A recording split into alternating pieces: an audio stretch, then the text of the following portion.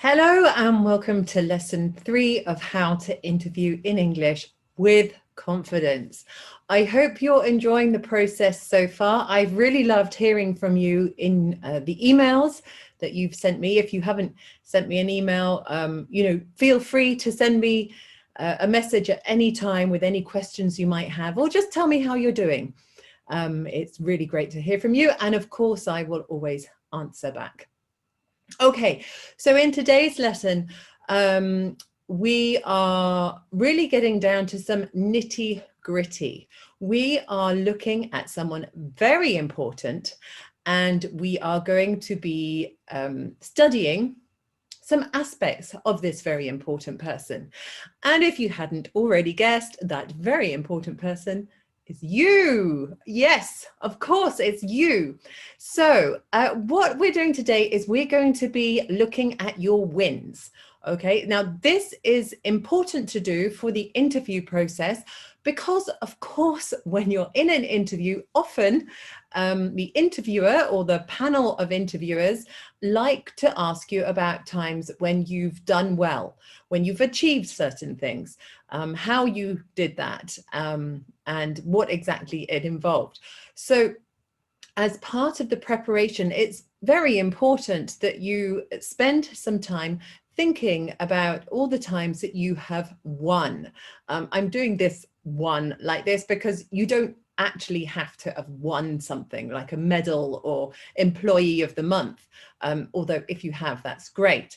But what I mean is when you've succeeded in something. So perhaps if you're a salesperson, you might have made your highest sales target. So that is success. If you're still studying, perhaps you passed a certain exam, or maybe you've done something in the community.